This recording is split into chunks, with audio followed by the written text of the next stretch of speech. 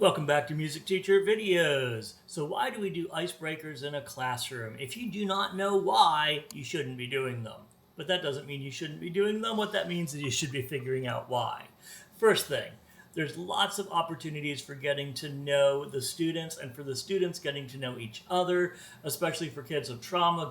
This lets them feel safe in the environment. It builds relationships. Examples of this would be Would You Rather, Two Truths and a Lie, Snowball Fight, or Who Am I, which is just a snowball fight without the throwing. Twin search, but not as a race. Let them actually talk to each other. Find somebody who. Or beach ball, where you write all those questions and whatever your right hand touches when you grab the ball is what you need to answer. Second thought then is teamwork or verbal communication, making them get talking to each other. Options include relay races, blindfolded mazes, back-to-back, spaghetti and marshmallow tower, human knot, sometimes called spider's web, sometimes called all hands in, the lap sit, and the back-to-back drawing. That's where one person draws a picture on another person's back, and then the person in the front has to draw it on paper. All right, next concept is nonverbal communications, and this would be things like without making any sounds, get in line from tallest to shortest, get in line from oldest to youngest, get in line from alphabetical order. And it just forces some nonverbal communications. Alrighty, we moving on to common sense. I love to make sure to include a common sense activity with every new group of students that I get.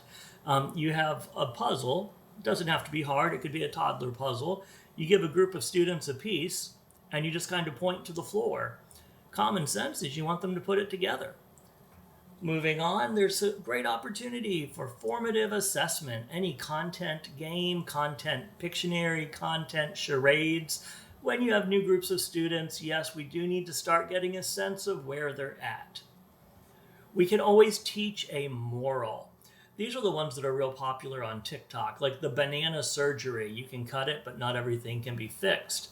Soup, salad, or sandwich, because there's not always one right answer.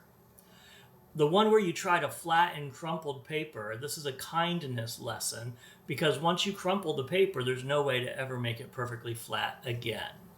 And anything that would teach how fair is not always equal. You know, the concept of making T-Rex play a trombone with those wee little arms. And we also have things like a bubble blowing contest when y'all don't have the same equipment to use. When we think about ways to teach focus with a fun activity, an icebreaker, a warm-up activity, I like to do the advanced Simon Says type games like Ships and Sailors, or a version of that I made called Hey Band, Act It Out. It's always important to get this idea in the kid's mind of growth mindset and perseverance. To do that, you can do things like a breakout box or any type of challenging puzzle. And last but certainly not least, you can certainly do an icebreaker just to have fun. It's okay to do that. All the other options are great, but fun is good too.